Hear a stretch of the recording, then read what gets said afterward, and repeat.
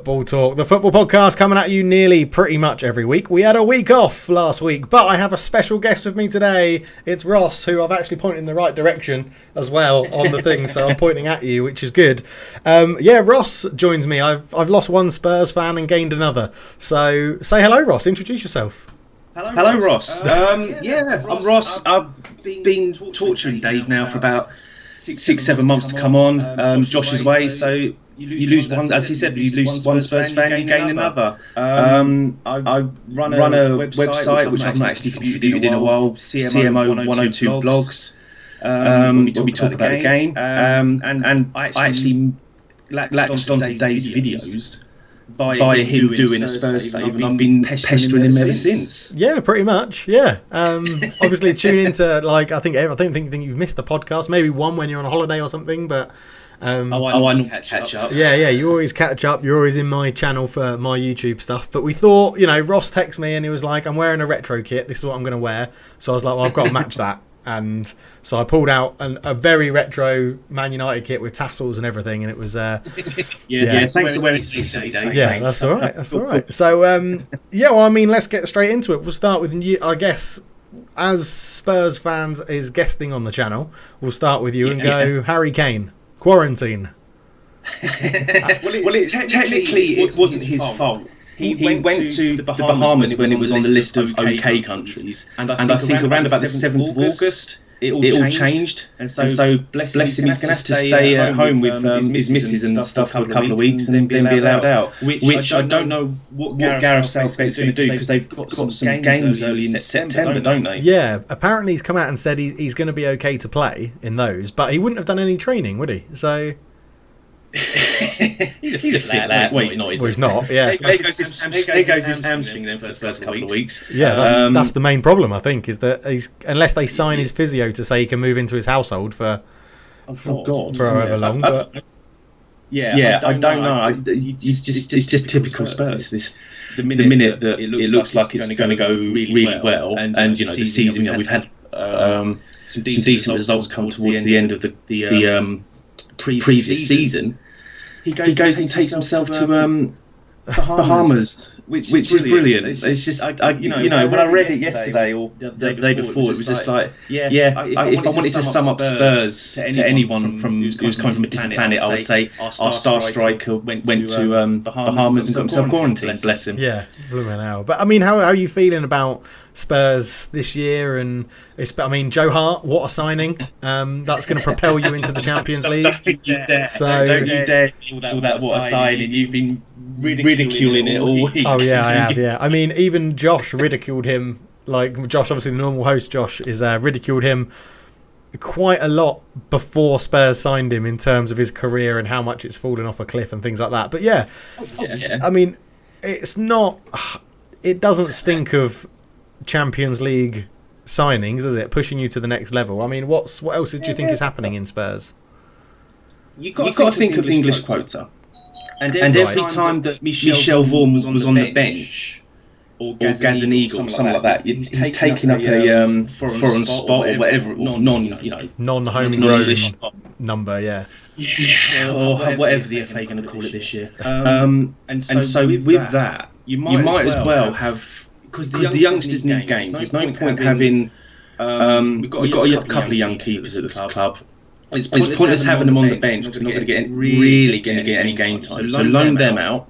You might as well have somebody who's got a bit of experience internationally to help the other keepers, who's willing to sit on the bench, but he's such a personality that he knows he's not going to get the game. So you might as well just give him the role of cheerleader, and he does that quite well. Do you reckon is he League Cup keeper? Is he, or is it still going to be Gazaniga? I mean, somebody put up on Twitter the other day the schedule for Spurs' early season, and it does look like there's 3 games a week in a couple of weeks, and he can't. I know goalkeepers don't run around much, but you might as well just have Lloris, Gazaniga, Hart, and I'm sure either Gazaniga or Hart will deal with the Europa League and League Cup, and you can leave Lloris to concentrate on the league. Yeah, okay. And in my mind, I think it's a wise deal. It's free. The wages aren't going to be huge because of his age, and the fact that he's just happy to be here. As I'm joined now by Dotty. So I think to me it makes sense. You don't want some young keeper being thrown in the deep end. You'd rather have some experience. So I'm quite happy with the signing. Okay, I just feel like if you're doing, I mean, it's very similar to the time when, you know, United, we loaned out Dean Henderson to Sheffield United and then we spent $1.5 million on Lee Grant, which I couldn't understand bringing him in on a free if you're going to do it. But the fact that we paid Stoke for him, I know that we were then, it came out in a bit more detail that we were actually also getting him to do his coaching badges, and he was going to be a goalkeeping coach at the club once he was done, because he'd come highly recommended from someone at Stoke as a coach rather than as a player. But I still think I'd much rather, even at United, I would have much rather have had, okay, send Dean Henderson out on loan, don't bother with Lee Grant unless you really want him as a goalkeeping coach, and then bring him in, but have a youngster that just comes in and does the League Cup games, or have a youngster that, you know, they play under 23s for most of the season, but then when you need them in the League Cup or to sit on the bench in the League Cup, bring him in and get an experience that way. I can see both sides of the story, but I still think that the deal makes sense. It suits him. It's only a 2-year deal. He's not going to be there for years. Yeah. He doesn't have to play. No one's going to hold a gun to Jose's head. I mean, definitely not Jose's head. Force him to play. We all know Hugo's the number one. He's a World Cup winner, and Gazaniga is just a beautiful man. Yeah. Well, I'm not going to disagree with that. Yeah. So, what else do you think is happening in Spurs' radar? Do you think there's anyone out there that you're looking at as a club, or actually let me rephrase that. Let me rephrase that. Yeah. Who would you hope Spurs are looking at as a club? How hopeful can I be? You can be as hopeful as you want, mate. Oh God, Messi, he's having a turbulent time getting him in.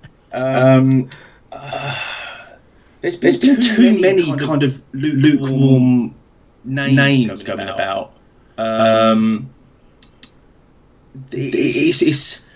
We're linked with a few players, and then that kind of subsided. Yeah. We're linked. I'm really hoping we get Max Aaron. He's a young English fullback.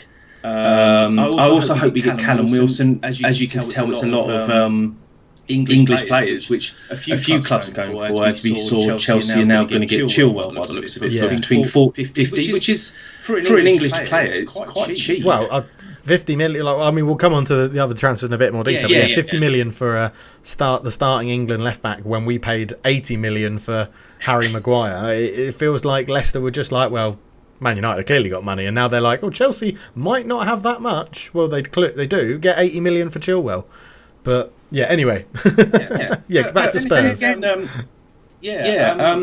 Max Aaron's, Callum Wilson.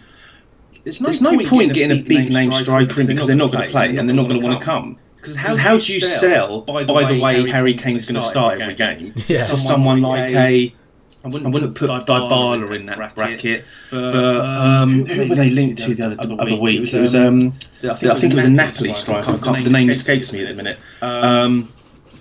But you can't sell that to someone and say you were number one at your club at the minute, but you're going to come to London. Yeah, London's lovely, brand new stadium. But by the way, you're going to be on the bench most weeks. Yeah, you're playing dependent on Harry Kane's hamstrings. So, which again, you could probably argue that they're not the most reliable things in the world, but he might have one of them seasons where he just is fit throughout the season, and it's hard enough to get. I mean, we've loaned out John Parrott, former snooker player. He's gone to Millwall for a couple of weeks. Troy Parrott, he's gone to Millwall, which I think is great for him. He will be hopefully be a star in the future. Yeah, and he will progress like Harry Kane did at places like Millwall, Norwich, and Leicester, and just get that experience. Other players, I'm not sure. Okay, so just then on that then, with like Callum Wilson, do you reckon he's the sort of player that would be like, I'm happy to be back up to Kane? I don't see that. I don't think. Why? Because he was a leading striker for Bournemouth, and then when he was linked to Chelsea before they got Werner and before Abraham came through, he was linked to them as a starting striker. Like when he was banging in goals for Bournemouth, I'm not convinced he would want to say, yeah, I'm happy to go on the bench.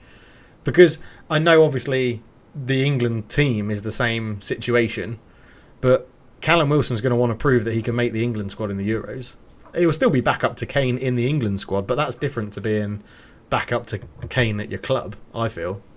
Okay, but if you're Callum Wilson and you've just been relegated with Bournemouth, now I understand Gareth Southgate's a fairer man than previous England managers. I mean, you look at someone like Ericsson, who probably didn't know football existed outside of the Premier League. Capello probably didn't know football existed in England, and things like that. But Southgate, I don't know. I know, as I said, he's a fairer man, but Wilson's just seen Ake go for, what was it, about 30, 40 million to Man City. Are you telling me that Ake's going to start every week?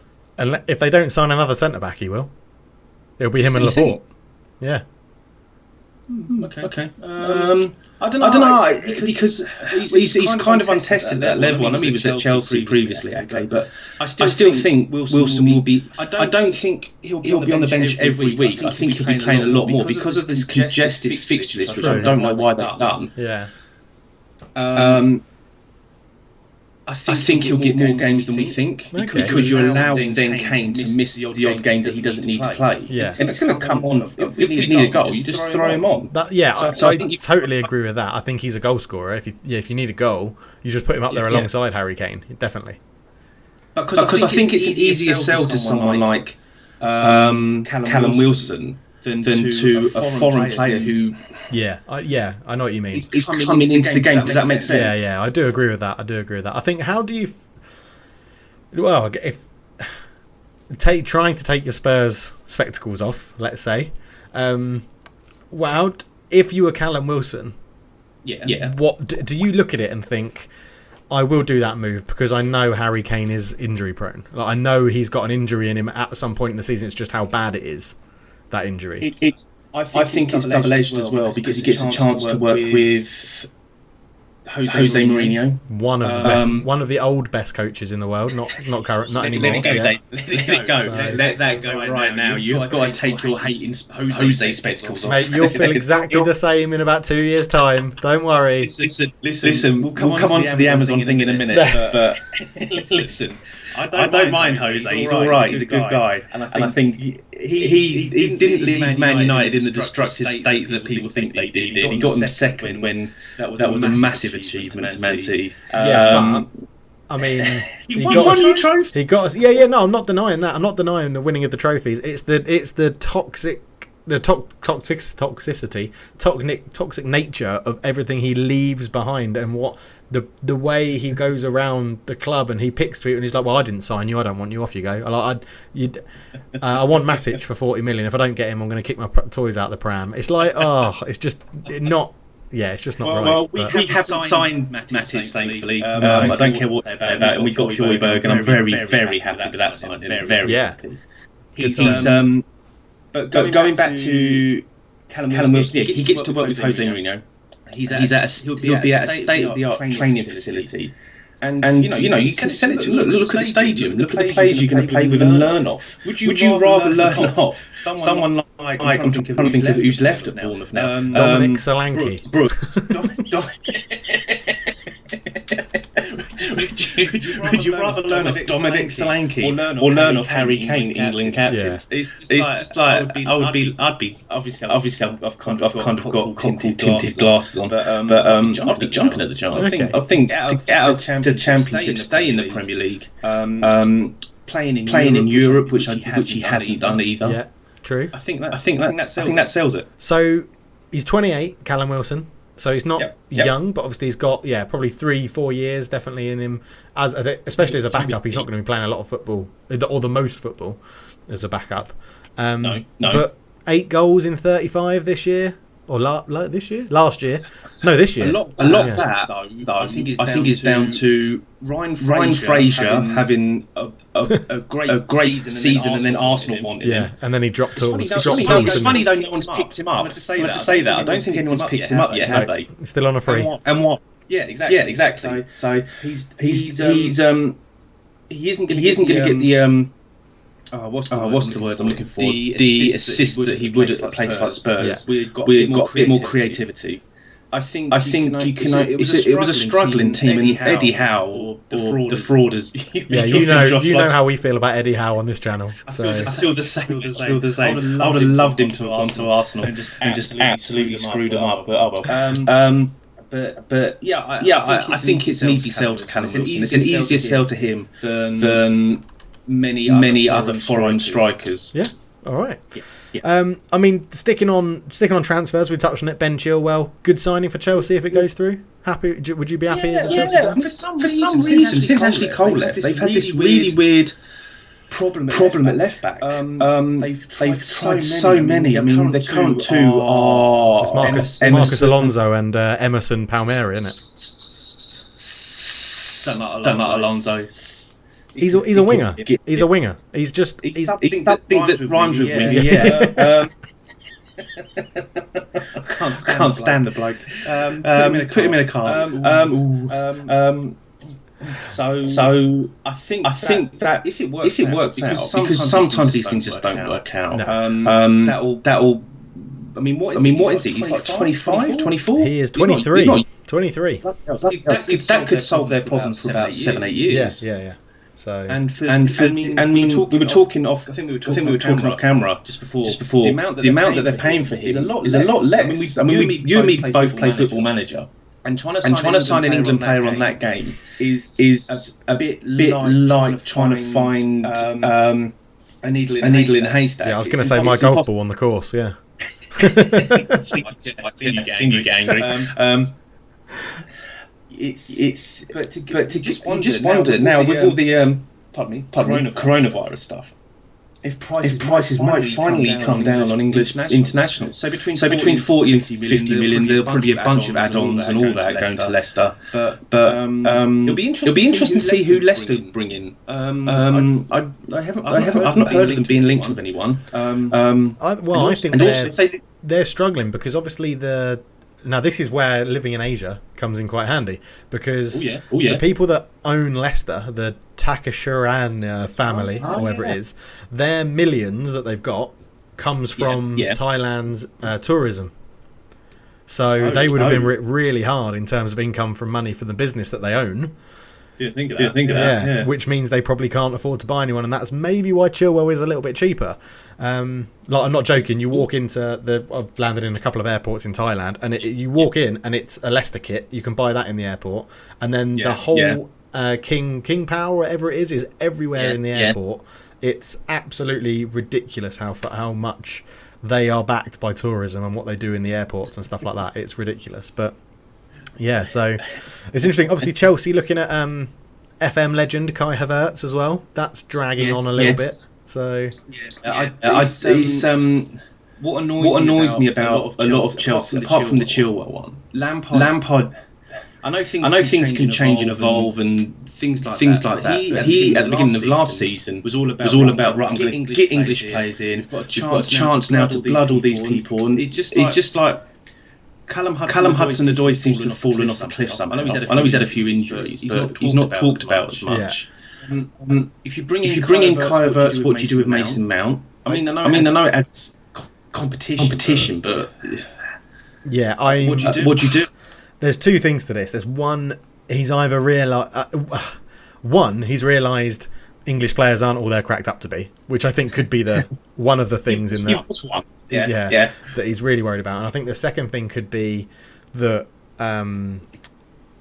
it's more of an annoyance to me, but I think everybody in the world can see Chelsea need defenders and a goalkeeper, and he's just let's channel Kevin Keegan from 1996 or whatever it was. What did he win? Exactly. They've got Rudiger. Azpilicueta seems to be on his last legs. Yeah. And apart from that, I mean. Christensen, there seems to be a very weird relationship between Chelsea and Andreas Christensen because he'll play 1 week and then a couple of weeks, not doing anything too bad, nothing that gets reported, and then he disappears. Yeah. You either invest in him and get him up to scratch, or you go out and buy a defender. Then they spend how much on Kepa? I don't know, about 70 odd million. Yeah, 65 with add-ons or something stupid. I don't know how they spent that much, because they're probably going to go for Jan Oblak now, which should, worst kept secret in football again. Yeah. And that's going to be another what? That's going to be 85 million, depending on how long he's got left on his contract. So I can't see Atletico Madrid just letting him go for nothing, unless they do a swap deal where they take Kepa. Unless they play Willy Caballero. As you said, they're now going for an attacking midfielder and Kai Havertz, which makes no sense whatsoever. Yeah, I just don't understand their transfer policy. I don't get it. I think it's very strange. It's very strange. But I think, going back to this very roundabout point, I think Chilwell would be a good signing for them. I don't think it solves all their problems. I think it solves a problem. That's the thing. But you look at their centre backs, and you've got Rudiger, always got a mistake in him. I think he's a good centre back, but he needs an experienced partner next to him. And then so you can't play Tomori next to him, who's a young English player. You've got then the three other options are Christensen, Zuma, and Tomori, and it's like that's Zuma's just a. He's not a centre back. He's a holding midfield player at best. I struggle to see him fit anywhere in a top 6 team. Zuma, he's just got a bit of an error in him every time, but. Yeah, I don't know. But any other transfers that you've seen floating around or that we've missed and should discuss? So into Miami. DB7's club. They have signed a World Cup winner. Have they? Matuidi from Juventus has gone there. That's one hell of a way to pick up your paycheck by living in Miami. Your big final paycheck in football. Yeah. Do you know what? Fair play. It shows that if you're a central midfielder of a certain age, you will get picked up in America. So going on to your just to plug you. Obviously, I'm plugging you so well today. Doing your USA save on YouTube. One of your first picks was Yaya Toure. Yeah, it was. Yeah. New York picked up what's his name, Pirlo and Lampard. Yeah. Gerrard went out there, and all these central midfielders. And now Blaise Matuidi is out there for a bit of sun tanning and football. Yeah. Wow, I mean, fair play to him, and he should, I think he's if he can reproduce anything like he did at Juventus, then he's going to take the piss out of MLS, isn't he? So, sticking with Juventus quickly, it seems like Sami Khedira and Higuain's time is gone. And Aaron Ramsey, apparently. Pirlo's come in and just said, I don't like him. Yeah. Bye. Okay. But then we're still waiting on this Dybala thing, and you and me are going to have a war of words about that one day. I think. Who gets? I think again. I think it will come towards the end of this transfer window, and I think there'll be clubs linked with him, and I think it'll be United, Spurs, potentially. If Kai Havertz falls down, Chelsea will be linked to him. Man City might be linked to him. Yeah. So.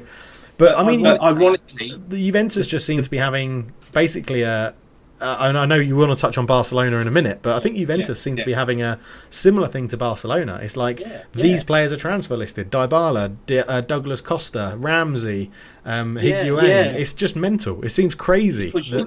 Man United have been linked heavily with Douglas Costa this week. So I'm wondering if Pirlo's come in and just said to President whoever it is, we need to get rid of these older players. Otherwise, in a few years' time, we're going to be in a situation. I know we're going to come on to Barcelona in a minute, but we're going to be in a similar position to Barcelona, where I mean, Cristiano Ronaldo is a different species. Yeah. He's the freak. How he keeps himself so fit. But you look at people like Chiellini, and they're the wrong side for nearly 35. Yeah, they've got De Ligt in that whole back four. It's basically De Ligt is the only young one. Can you run around? Yeah. I'm that. I've been playing 5 minutes. It's just. I think. It's a bit of a weird one in Juventus. They seem to have. This is the problem when you dominate a league so much, and I know a lot of focus will be on the Champions League, which is where Sarri lost his job. But you can't. This is the problem, as I said. When you're in a farmers league, and I'm going to say that, and you're just churning out championship win after championship win after championship win, you do get far too comfortable. PSG is a different model where they can just throw loads of money, but Juventus haven't got that backing, I don't think. Yeah. So you're right. They're going to be a club in a big transition the next year. Yeah, it should be. But I mean, talking of transition, then Barcelona, go away, take it away, Ross. Talk about your beloved Barcelona. Before anyone starts, I supported Barcelona since '92 when they won the European Cup in Wembley against Sampdoria, and I fell in love with them then. So I followed them all the way through. But now it hurts because after getting dry humped by Bayern Munich 8-2. I mean, the second half kicked off, and I took Dotty and Norris out for a walk, two dogs. And it was just another goal. It's another goal. I'm thinking, oh god, this is getting painful. And then obviously the manager gets sacked. Pochettino didn't get the job again, which is weird. And so they bring in. They're obsessed with this kind of Pep Guardiola image where they get a former player in who wasn't the star. At that point, it was Stoichkov that was the big name, and Brian Laudrup at Barcelona. So Koeman, though he's a legend for scoring that goal against Sampdoria to win them their first Champions League, he wasn't the big name. So they brought him in. And then Eric Abidal goes because no one would listen to him. It was like, right, why don't we go scout this club? No, Eric, just go over there and deal with that sponsor. And then he'll be like, well, why don't we get this person? Shh, Eric, just shut up, we're doing it. Then he just left because no one would listen to him. Yeah, well, so he had a big falling out with Messi as well, Eric Abidal. And Eric Abidal wanted to get, because Messi and Suarez are such big mates. Eric Abidal was like, well, Suarez needs to go. He's 32, 33 and on £1 billion a week. We need to kind of move him on, which is why Ajax have been linked to him. So therefore, Ronald Koeman's had to kind of come in, and on his second day, he's gone out for a meal with Messi to say, look, stay, blah blah blah blah blah blah. This is the problem that Barcelona have. They have a 33-year-old Messi they're still relying on heavily. It seems to be that the president Bartolo, whatever his name is. Matey boy. He'll be referred to. He's kind of saying, look, the game plan is get the ball to Messi. Get the ball to Messi. And I think Valverde played last season was playing 4-4-2 with Messi and Suarez. You can't do that with them two players. It's like getting Gordon Ramsay round and just saying, look, can I just have a cheese sandwich? No, cheese sandwich. I don't want any herbs or anything, just cheese. Yeah, but it'd be the best cheese sandwich you've eaten. So was that the best 4-4-2 that Barcelona could play? But I think they're paying the price for when they lost Neymar and then they got Coutinho in and they got Ousmane Dembele in, which is ridiculous amounts for them two players. Liverpool must and Borussia Dortmund must have been wetting themselves laughing at the amount they got in for them. Definitely. Because they've been terrible. The La Masia has seemed to have dried up. Though they are producing a couple at the minute. Yeah, the Masia is a very interesting one. I think I plugged it a couple of podcasts ago, the Tifo overview of La Masia, and it's basically what's happened. Yeah, it was really good because it basically introduced you to the fact that these graduates are still coming through. It's just that they get fed up of not being given an opportunity at Barca and move on to other clubs and picked up easier other places in Europe, make a big name for themselves, and then move on. So. It seems like also that Barcelona done this 180. We need to get some in. So they got Ansu Fati in, who will look like a really good player. But you can't rely on a 17-year-old to drag you through games. Yeah. You and me both know that Mariba will be the best player in the world, apparently. Definitely, Folkestone legend. And then they called up a guy called Pedri yesterday and did some big announcement about him coming through the ranks and becoming a Barcelona player. But I still think they're struggling a lot. They've got to shift people like Griezmann's been a bad signing. They need to get rid of players like Rakitic. PK need to go. They need a right back. They need a backup left back. But they've got a couple on. They've got Taribo coming through, which isn't too bad. But this whole Messi thing he's the best player. I'm not going to get into the argument. He's one of the best players in the world. One of the greatest players to ever to have graced a football pitch ever. But it seems to be a more and more of a noose around Barcelona's neck that they cannot get rid of. Yeah. But who's going to pay 100 million before tax a year for Lionel Messi? He's 33. As great a player that he is, nobody's going to want to pay that. And if you're Lionel Messi, are you going to take a pay cut? No. Exactly. So this whole thing. I mean, they've also got Henrik Larsson in as a coach to work alongside Ronald Koeman. I don't see how he can be a peacemaker for Messi. So next couple of weeks. I mean, they announced, didn't they, as you said earlier, this kind of fire sale. We want to get rid of this, and this player. And they kind of backtracked. I think the president came out and said, no, not that player. We want to keep. Griezmann's a good player. He's not rubbish. Get rid of him. Sell him to Deportivo or something. So that club, I love that club to bits, and I want to go there one day, but it's a mess at the minute. Yeah, it's a fantastic place to go. I've been 4 times to the new camp. Still a crap squad. So, yeah, just a crap squad. So I think we'll leave it there because I want to touch on one very quickly. He was mentioned earlier in the pod, but I want to touch on it very quickly before we move on. Yeah. Harry Maguire. Slabhead Slammer, apparently. Have you seen the video? No, I haven't. No. It's this guy in a white shirt allegedly is Harry Maguire. Literally. He just gets poleaxed. Then this guy starts kicking him. It's just like what has happened to cause so this? That can't be Harry Maguire then, because it's been flying around, and a few people have said it's Harry. It's hard to see because it's far away. Yeah. And it's on a phone. But if it is him, he is poleaxed. Bloody hell. But what is he doing? He comes across as this gentle-natured person off the pitch. What's he doing in Mykonos getting into scraps? Well, he's apparently he's there with his mates, but he's gone with. So he's there with mates from like Sheffield, home for him up north.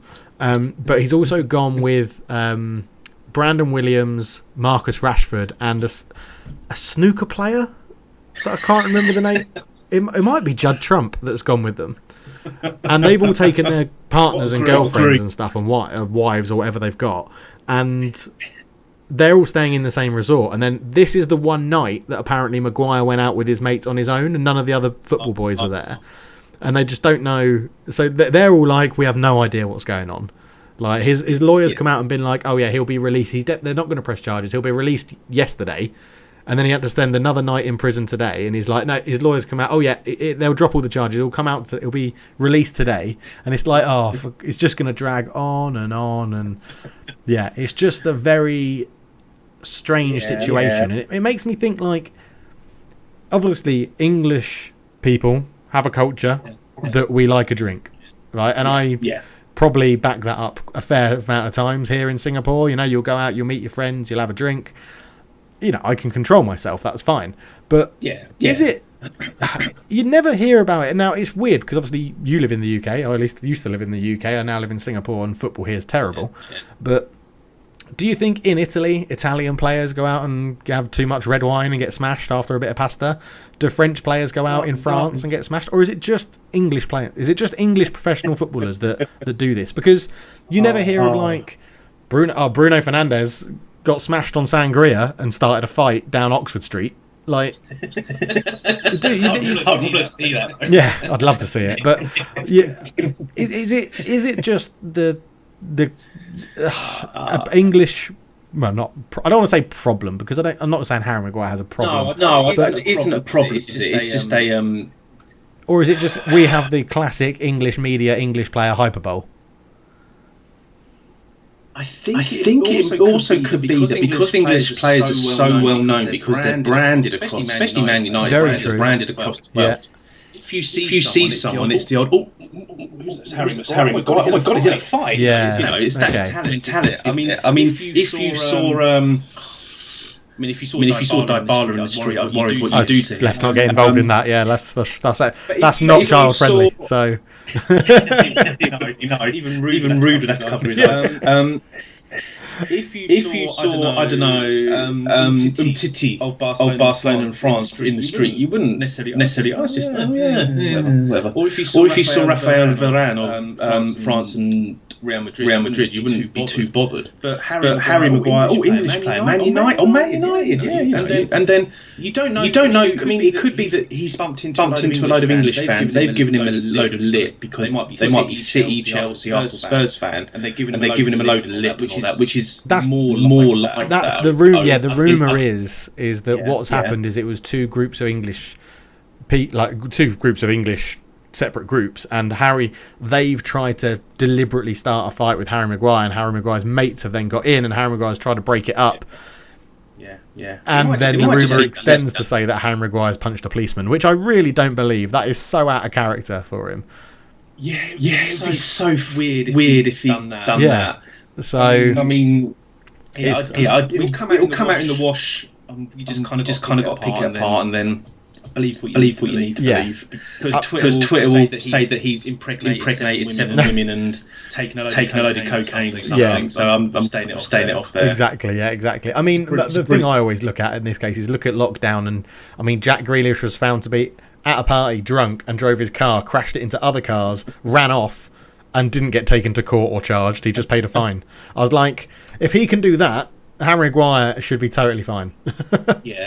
I'm still getting over the Carl Walker sex party story, though. That's still my favourite. That is incredible. Yeah, that was incredible. All right, well, we'll leave news and we've actually wrapped up news and transfers quite well together there, which is really good. Very quickly then, before we move on to a quiz that you've got for me, which I'm very excited about. You are truly stepping in for Josh.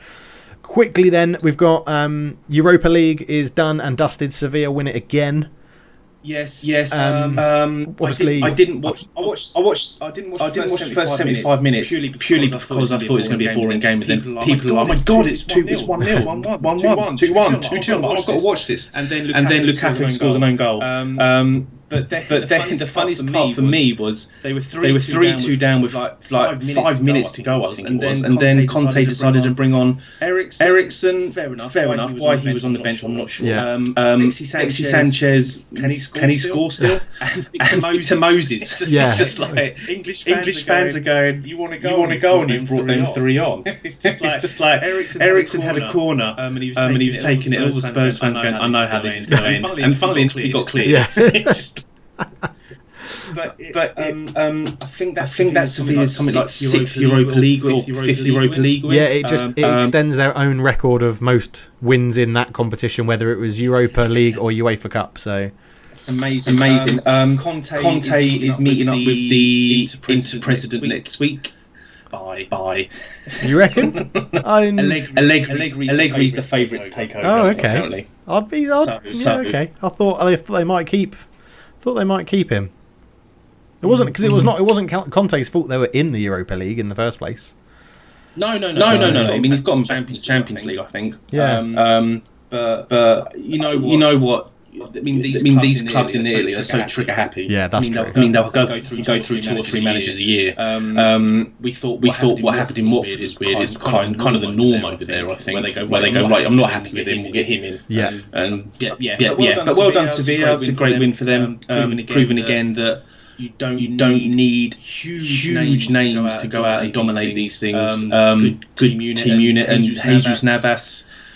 Gets another trophy in the bag. He does. The ex-City player. The best highlight, my favourite highlight of the game, the Europa League, is that Antonio Conte threatened Jesus Navas to a fight outside because Jesus Navas said he wanted to pull his hair to prove it wasn't a wig. Yeah. I saw this morning. I got out just before I went to the shower, just flicking through a few bits, and I saw this argument and someone had translated it. Yeah. But you're right. He says, "I want to pull your hair if it's wig." I thought that was brilliant. Absolutely unbelievable. But I mean, I'm just looking through it. Inter Milan team, they started Young and Lukaku. Yeah. They kept Young and Lukaku on the. Obviously, you keep Lukaku on the pitch if you need a goal, but they kept Young and Lukaku on, and then brought on, as you said, Eriksen, Alexis Sanchez, and Victor Moses. It's just incredible. It's incredible. Victor Moses, what's he gonna do? Unbelievable. But and then Champions League final tomorrow over in your time. You know what? Yeah, 8 o'clock tomorrow night. I'm really looking forward to it. What are you thinking? What are you thinking? What are your thoughts on it? Machine that is Munich. They've got to win it, don't they? They've got to. But how much drive will Neymar have? I mean, this is why they bought him. This is also why they bought in Mbappe. It's not enough. They've just not enough. Neymar isn't enough to outscore Bayern Munich. That's the problem. But it's Thiago Silva's last game for PSG before he goes to apparently Chelsea. Yeah. Well, in Chelsea. At 35, I can't get over. So he might have one of them games where he's an absolute beast. And Mikan, who's the Brazilian centre back? Is it Marquinhos? Yeah. He might probably have a good game. Ruben Verratti might be back, but Ander Herrera is playing really well for them as well. Doesn't surprise me. Wish we'd never let him go. Yeah. Good little player actually. I've got a lot of time for him. Obviously I know him well. Always around the house for two. So that might be enough. I do find it weird. I mean, I know they've got Icardi and all that, but I don't know why they let Cavani go so early. I think he would have been useful in these latter stages. I think it was just his. It was a sort of Ryan Fraser thing, wasn't it? I think it was just his contract, and they just he. I think he just said, "I don't." I'm not playing, so I'm not going to stay here and play for an extra 2 months. To do it. They were still in the Champions League. Bournemouth weren't in any. Yeah, don't get me wrong. I don't think it's PSG's fault. I think it's Cavani being. Cavani probably looked at it and went, "No chance they're getting to that far. No chance they're getting through. No chance." just choking as usual. Yeah. Do you reckon it'll be an entertaining game, or has it got 0-0 boring written all over it? It depends who scores first. I think if PSG score first, it will be entertaining. If Bayern Munich score first, I don't know. But then again, you got Bayern scored first against Barcelona, and it so.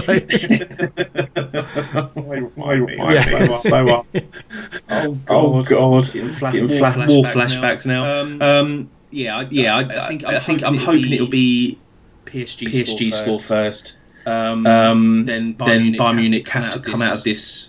A very big, very tight unit, and then have to attack them. But they've got cracking players. I mean, the people on the bench. When you I think it could be Bayern Munich score first. PSG think they then have to come out and attack, and Bayern Munich absolutely steamroller them on the counter. Because Thomas Müller is one of the best players in the world of playing on a counter attack without running. And how much of an idiot did Kovac look? The previous manager who dropped and wanted to sell him. Flick comes in and says, "Get him in. Get that lad in." Yeah. Obviously in German, das ist gut. But yeah, I think it's a fascinating final because you have Bayern Munich have money, I know, but you have this oil-rich, oil-laden team in PSG who are completely different to where they were 10 years ago. Yeah. And this kind of dominating team in Bayern Munich who just know how to win games quite easily. I mean, there was a picture of three players. I think it might be Müller, Thomas Kimmich, and another player on the bench after they won the 3-0 in the semi-finals, looking disappointed, which is anonymous. You kind of think they came out and said, "Oh, we're going to rectify the mistakes from that game." I mean, you just battered someone 3-0, 1-1. But apparently they didn't. Leon had a few chances and all that. But Leon are a decent team. So it's going to be fascinating. I think Bayern Munich will win though. I think their strength in defence is stronger than PSG. But it'll hopefully be a good game. I'm expecting to wake up in the morning, check my phone, and see 3-1, 4-2 Bayern. I'm expecting an entertaining game for everyone to watch. So yeah, it should be good. All right then. We'll move on, and we're going to go to Ross's feature. We'll call it. I mean, we've got around about... You might not get your wiki file at this rate because we've got about 15 minutes left. So hit me with your feature and let's go. Okay. You don't have to sing an intro song. That's just Josh. I wanted to be sung to you. It is one cat wonders with a twist. So I went through Wikipedia yesterday, which I've got all my information from, so blame them. Yeah. And I thought about one cat wonders because I find them quite fascinating. How someone can get picked up with one game, play well, score a goal, and then just forgotten about. So people like, I think Franny Jeffers, Michael Ricketts, and David Nugent, players like that. But then I thought, well, I'll take it one step further. And who has played the most minutes of their one cap? So who has enjoyed this, embraced this? And not many get 90 minutes, which is fantastic. And then I saw these pairings.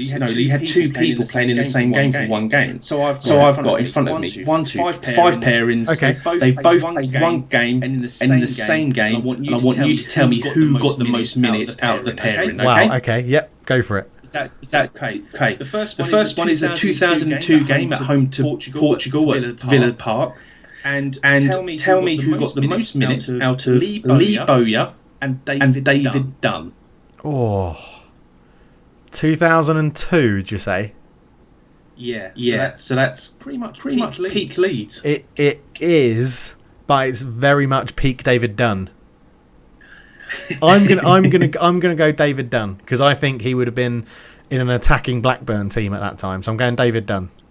I will tell you one other thing. Lee Bowyer set up the only goal for Alan Smith. Oh, that is a Leeds connection. I'm sticking with David Dunn. I think he played more minutes. David Dunn played 45 minutes. Yeah. Lee Bowyer played 62. Oh, balls. See what an assist gets you? Yeah, okay. 17 minutes. We stroll on to Sweden 2004 and two cracking names. I give you Anthony Gardner of Spurs and Celtic's monster left foot Alan Thompson. Who played the most minutes out of Anthony Gardner and Alan Thompson? It's got to be Anthony Gardner. It's just because of Spurs. It's got to be. Why? Anthony Gardner played 45 minutes. Alan Thompson played 60. Oh, for God's sake! When I looked at that, I didn't realise Anthony Gardner had played. No, I didn't know either of those had played for England. Like, that's ridiculous. Well, this is meant to be the golden generation. Yeah. Oh. I've got another Sweden game. This is the one I think where Zlatan did that mental overhead. Oh yeah, against Joe Hart. Yeah, okay. 2012. Another Spurs connection. Stephen Corker and Arsenal's Cole Jenkinson. Oh. Who played? Two defenders as well. Yeah. I'm gonna. Steve, former Liverpool striker. Yeah, that's true. Yeah, chucked up front for a game. When he was on loan from QPR, which is in itself a strange move. Mm-hmm. I'm going to go Corker because am I? Because I was thinking you're more likely to change your fullback at half time. I never really think of Cole Jenkinson as a fullback. I always thought of him as a centre back, but you're right, he's a right back. So I'm going to go. Yeah, Corker played more minutes. That's what I'm going to go for. Stephen Corker.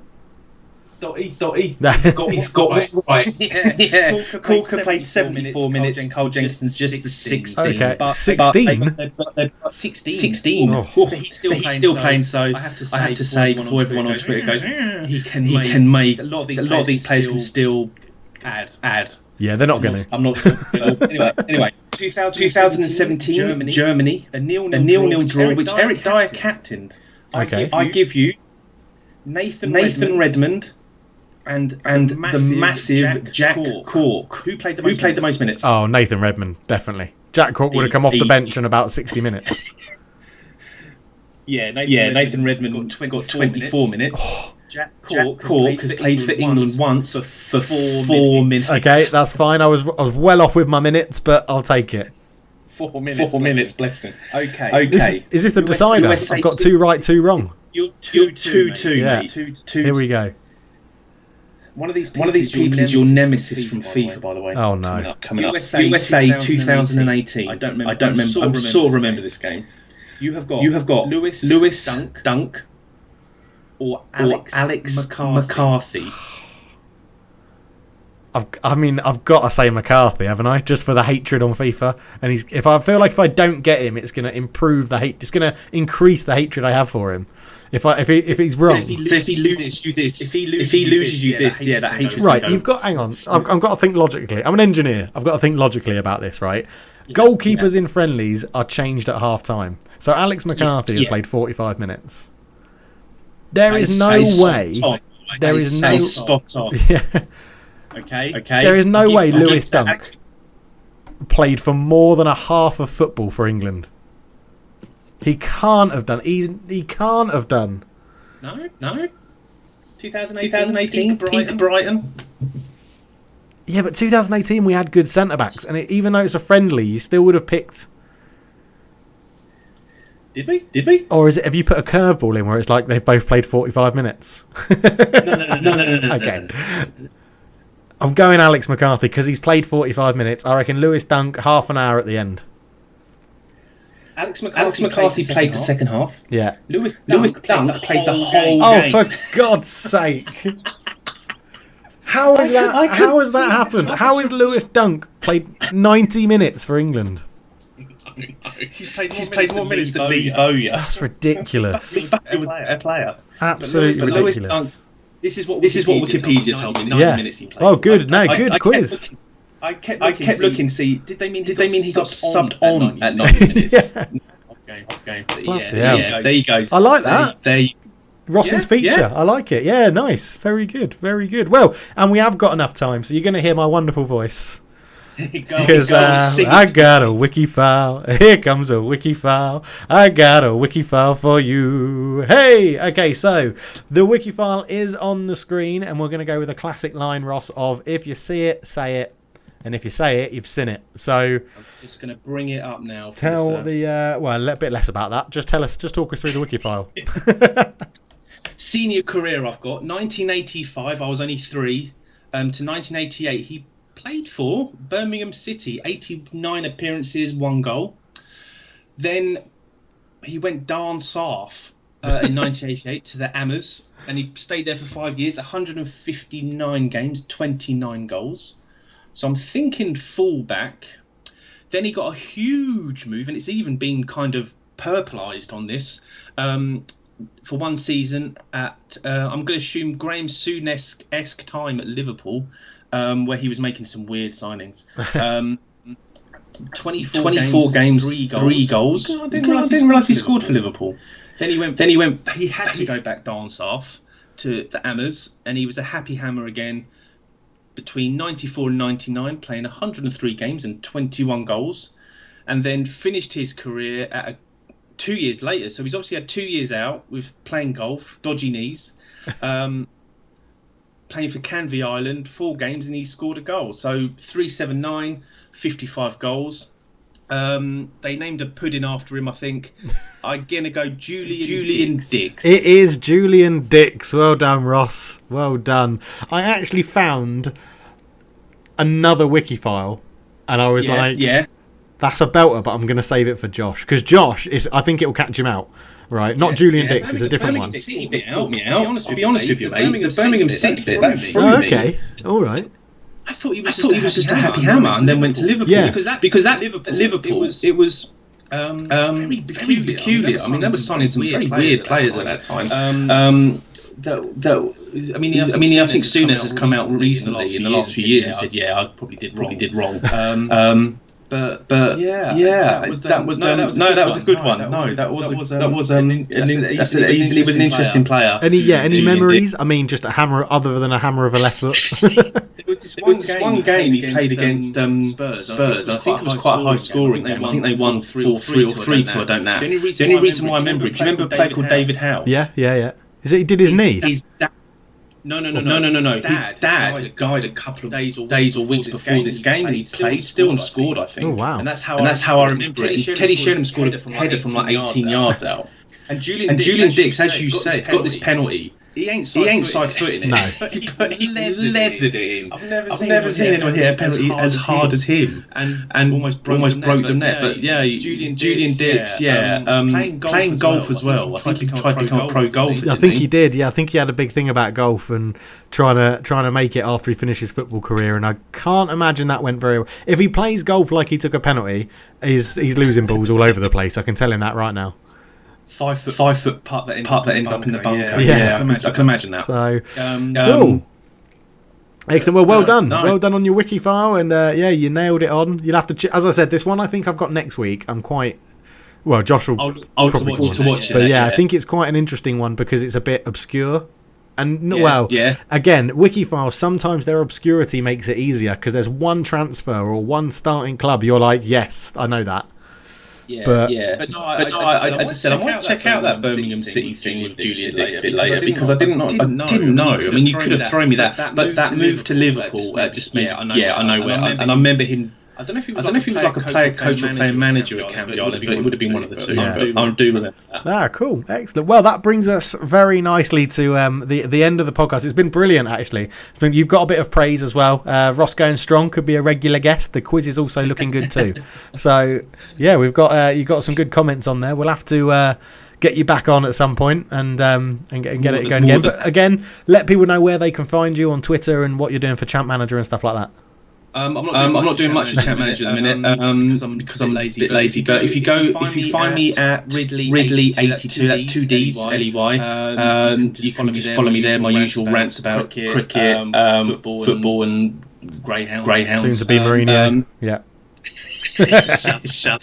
We didn't talk about the Amazon thing, but I'm very much looking forward to that. I'll just skip that. If you go on to www.cm 0102 blogs, you'll be able to find my bits and pieces on there.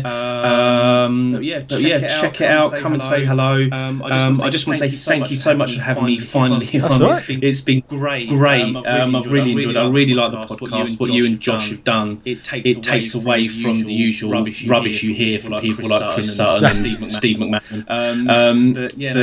Thank you very much, and thank you for the nice words. Well, it's been absolutely great. I say you got some good comments in there as well. We'll be back next week. It'll be me and Josh again next week. Ross has done a fantastic job. I'll be calling him again, I think, in the future when Josh goes on. Well, he's in the UK, so he can go on holiday whenever he wants. So I'll probably be calling on Ross again in the near future, I'd imagine. But if you want to go and check out our back catalogue, you can find it over at youtube.com / I think we're very close to getting Football Talk podcast, I think, as a thing, but you can find it on YouTube. Just search Football Talk. We'll come there for all of our back catalogue. It's also available on SoundCloud and Spotify. Just search for Football Talk, or again, Michael Ballsack. We're still number one if you search for Michael Ballsack. So but thank you all very much for listening. Check us out on Twitter. Just find us at Football Talk. But remember, there's no way in football. There's no way in football. Ross got that spot on cue. Thank you so much for watching. From me and Ross, we're out.